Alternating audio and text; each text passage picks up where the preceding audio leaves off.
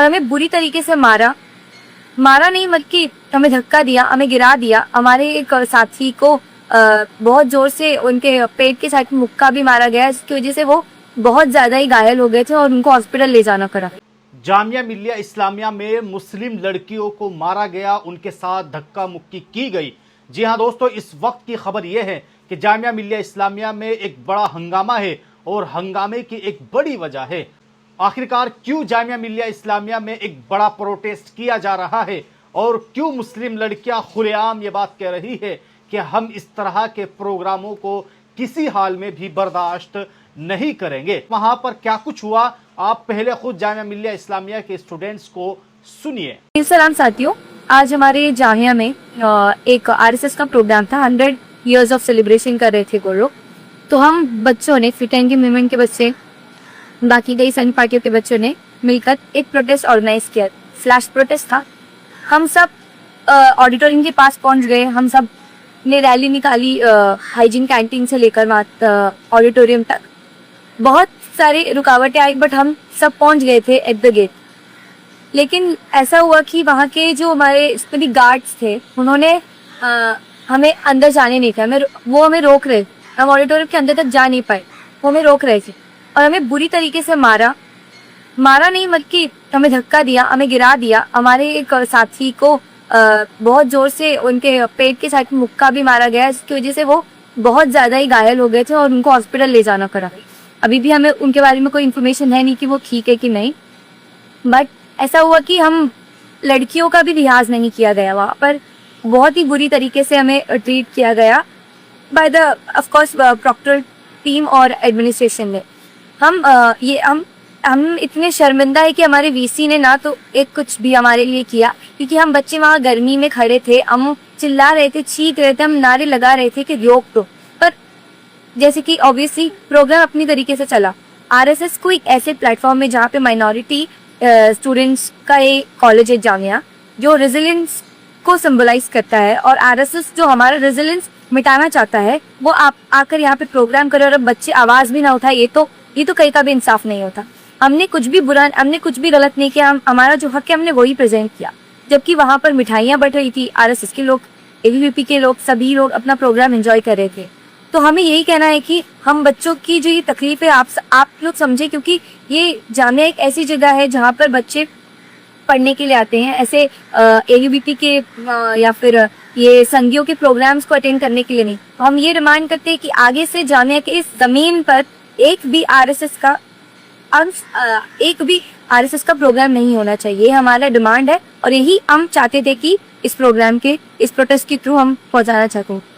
और इसके अलावा जामिया मिलिया इस्लामिया के वाइस चांसलर प्रोफेसर मजहर आसिफ ने इस प्रोग्राम में यह बयान भी दिया है कि हम सब हिंदुस्तानियों का डीएनए महादेव का डीएनए है। इसके बावजूद भी हम भारतीय हैं, इसलिए है कि हमारे डीएनए में महादेव का डीएनए। अब सवाल यह है कि क्या एक मरकजी यूनिवर्सिटी के सरबराह की हैसियत से ऐसा बयान देना मुनासिब है? क्या एक खास मजहबी शनाख्त को सब पर मुसल्लत करने की कोशिश की जा रही है?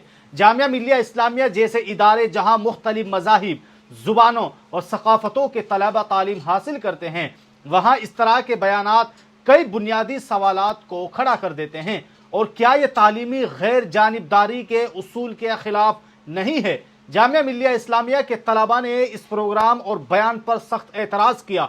उनका कहना है कि जामिया मिलिया इस्लामिया की शनाख्त और उसके सेकुलर किरदार को मुतासिर करने की भरपूर कोशिश की जा रही है। यहाँ एक और पहलू काबिल गौर है कि हिंदुस्तान एक जमहूरी मुल्क है जहाँ हर शहरी को अपने मजहब और अपने अकीदे पर चलने की आज़ादी हासिल है। ऐसे में अगर किसी मजहबी इस्तेमार को कौमी डीएनए को करार दिया जाए तो क्या ये दीगर मजाहिब के मानने वालों के लिए सवालिया निशान नहीं बन जाता है? अब आइए दोस्तों अगली खबर के ताल्लुक से बात कर लेते हैं। खबर यह है कि एक मौलाना के साथ पहले बदतमीजी की जाती है, छेड़खानी की जाती है और उसके बाद उन मौलाना पर हमला किया जाता है। उसके बाद पता ये चलता है कि उन मौलाना को कत्ल कर दिया गया है। आखिरकार इस पूरे मामले का सच क्या है, आइए पूरी तफसील से देख लेते हैं। बरेली और गोरखपुर के दरमियान पेश आने वाला यह अफसोसनाक वाकया न सिर्फ एक खानदान के लिए सदमा है बल्कि पूरे इलाके के लिए गहरे दुख और तशवीश का बाइस बन गया है। इत्तलात के मुताबिक गोरखपुर में इमामत के फराइज अंजाम देने वाले एक नौजवान आलिम दीन की लाश बरेली कैंट के करीब से बरामद हुई, जिसके बाद हर तरफ गम की फिजा कायम हो गई। मरहूम का ताल्लुक ठाकुरगंज से बताया जा रहा है और उनकी शादी को अभी सिर्फ 2 साल ही गुजरे थे, जिससे इस सानिया की शिद्दत और भी ज्यादा बढ़ जाती है। घर वालों के बयान के मुताबिक वो उर्से ताजुश्शरिया में शिरकत के बाद वापस अपने घर लौट रहे थे कि दौरान सफर ट्रेन में कुछ अफराद उनके साथ झगड़ा हो गया। कहा जा रहा है कि चंद लोगों ने उनके सामान छीनने की कोशिश की, जिस पर बात धक्का मुक्की तक जा पहुंची। उसके कुछ ही देर बाद उनका मोबाइल बंद हो गया और फिर बाद में उनकी लाश बरेली कैंट के करीब से मिली, जिसने इस वाकये को मजीद दर्दनाक बना दिया है। इस सानिया के बाद अहले खाना के साथ मकामी आबादी शदीद सदमे और गम और गुस्से का शिकार है। लोग इंसाफ के मुंतजिर है और चाहते हैं कि इस वाकये की मुकम्मल और शफाफ तहकीकात हो, हकीकत सामने आए। पुलिस ने मामले की जांच शुरू कर दी और जिम्मेदार अफराद की तलाश अभी जारी है, जबकि हुक्काम की जानिब से यकीन दहानी कराई जा रही है कि जल्द ही सच्चाई सामने लाई जाएगी। दीनी और समाजी हलकों ने भी इस वाकये पर गहरे दुख का इजहार किया है और मुसाफिरों को खुसूसन दौरान सफर एहतियात बरतने की तलकीन की गई है। ऐसे वाकयात न सिर्फ माशरती अमन के लिए खतरा है बल्कि इंसानियत के लिए भी एक सवालिया निशान बन जाते हैं। दुआ है कि अल्लाह ताला मरहूम की मगफिरत फरमाए और उनके दर्जात बुलंद करे और अहले खाना को सब्र जमील अता फरमाए। अब आइए दोस्तों, इस वीडियो की आखिरी खबर के ताल्लुक से बात कर लेते हैं।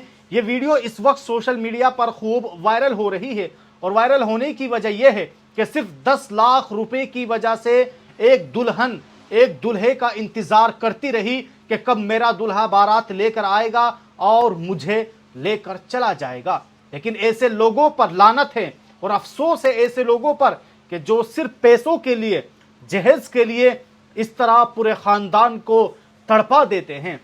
दोस्तों, इस वीडियो के ताल्लुक से करिश्मा अजीज ने बाकायदा अपने एक्स हैंडल पर शेयर करते हुए ये लिखा है, इंतजार करती रही दुल्हन, 10 लाख के लिए नहीं आई बारात। इस वीडियो में विलाप करते हुए परिवार में कोई इंसान नहीं मरा है बल्कि ये सभी हमारे समाज और इंसान के जमीर के मरने पर विलाप कर रहे हैं। वीडियो उत्तर प्रदेश के संभल का है। बिनियोठार थाने इलाके के एक गांव में रहने वाले एक शख्स ने अपनी बेटी की शादी मुबारक जिले के मोहम्मद जमापुर गांव के रहने वाले नौजवान मोहम्मद मुस्तफ़ा के साथ तय की थी। 26 अप्रैल को बारात आनी थी, लेकिन इससे पहले ही दूल्हे ने 10 लाख रुपए की डिमांड कर दी। पैसे का इंतजाम नहीं हो सका तो बारात लेकर दूल्हा भी नहीं आया। सारी तैयारी, खाना वाना पड़ा रह गया। लड़की वाले का आरोप है कि मांगने की रस्म भी धूमधाम से की गई थी, जिसने 10 लाख से ज्यादा का खर्च किया गया था। इस्लाम में निकाह 3 गवाहों की मौजूदगी में 30 सेकंड में हो जाता है और इसमें 3 रुपए का भी खर्च नहीं आता। आखिर कहां मर गया है लोगों का ज़मीर। तो बहरहाल दोस्तों, आप सब लोगों ने ये अफसोसनाक वीडियो देखी कि किस तरह हमारा समाज आज सड़ चुका है। इनकी सोच, इनकी थिंक, इनका ज़मीर सब कुछ सड़ चुका है और सिर्फ 10 लाख रुपए के खातिर ये लोग किसी भी लड़की की जिंदगी बर्बाद कर देते हैं। दोस्तों, मैं यहां पर साफ तौर पर यह कहना चाहूंगा कि ऐसे लोगों के खिलाफ ऐसी कार्रवाई होनी चाहिए ताकि आगे कोई भी इस तरह का मामला करते हुए 100 बार सोचे। दोस्तों, आप सब लोग इस वीडियो को खूब शेयर कर दीजिए ताकि ऐसे लोगों के खिलाफ कानूनी कार्रवाई की जा सके।